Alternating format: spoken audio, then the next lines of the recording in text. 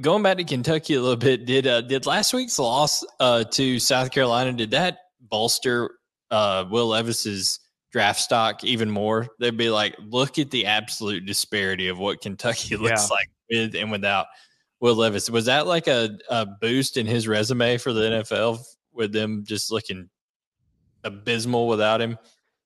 I don't know, but it certainly shows you what they are without him. I mean, they got that last touchdown really late with the game over, didn't they?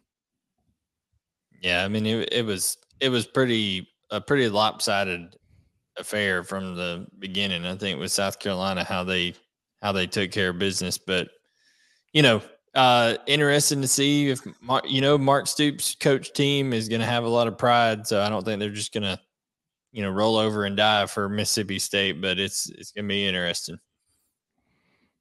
Yeah, I think there's just, again, I mean, it seems like Levis is going to play, right? I think that's the expectation because I think he's practiced the last couple of days, right? I believe that's correct, and someone can correct me. He said he came out and said he's playing, but yeah, I think he's good to go. So it was a foot injury. Did we find out? Was it an ankle? What was it? A turf toe. He also talking about turf toe. I think I saw it thrown out there. I'm not sure. He also had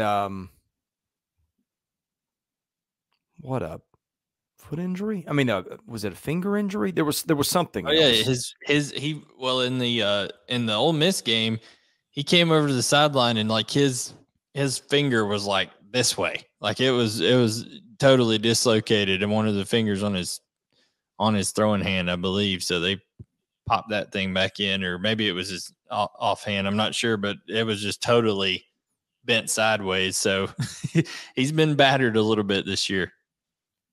Let's say Levis plays. How do you guys feel about that?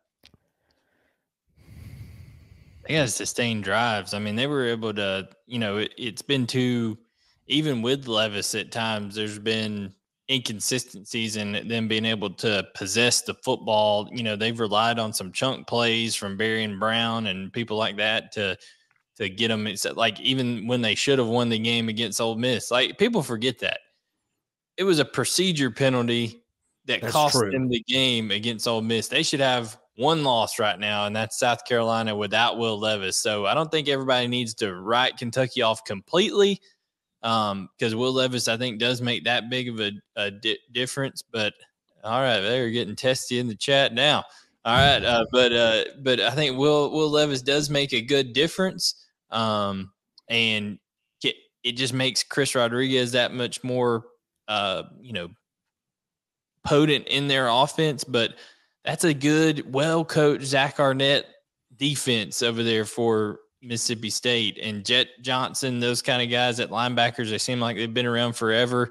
I think this is going to be a physical contest. I think it's the over under on that one, Chris, is only 46.5. So I think they're expecting both of these defenses to play relatively well. By the way, Chris, one of the things I was going to mention is what we talked about in the preview. Home team 8-0 against the spread in the last 8 meetings between these two teams. Mississippi State 0-4 against the spread in their last 4 games in Lexington. So if you're looking at it from a betting standpoint, that's an interesting note. So I like State to win no matter who Kentucky's quarterback is. I cannot decide what kind of game it's going to be. Kentucky just has not scored a lot of points, even with Levis. State's got a really good, underrated defense. State can score a lot of points, but it doesn't always do that. Yeah, that's true. I mean, and they can be prone at times, Mississippi State can, to having some moments of lapses in terms of, okay, a turnover and then surrender a quick touchdown. That kind of stuff hurt them against LSU. I just don't know. I don't know if Kentucky has shown the ability to take advantage of those mistakes here recently. I don't know. We'll see. It's gonna be a big challenge for Chris, for that Kentucky crowd, because there was people ripping the Kentucky crowd for leaving the game early and all that kind of stuff against South Carolina, calling them fair weather fans and everything. So they didn't have much to watch, honestly. They didn't have much to watch, but we'll see how that they've played. In my opinion, they've played better on the road in the last year than they have at home. So we'll see how they play with it being a home game. I agree with you. I think Mississippi State does win, though. Well, here's a couple numbers that concern me if I'm Kentucky, no matter who's quarterback. State's got 8 picks this year, and Kentucky's given up 25 sacks. You see Levis force throws at times. The backup, you don't want to be in that situation again. I think that, and State's a team. How many times has State returned pick sixes the last few years? Yeah, where Kentucky kind of is sneaky good as Kentucky does not shoot itself in the foot with penalties and is really good on special teams. And this is one of those games, like, you could see Mississippi State get a pick six and then Kentucky return the next kickoff to even it out.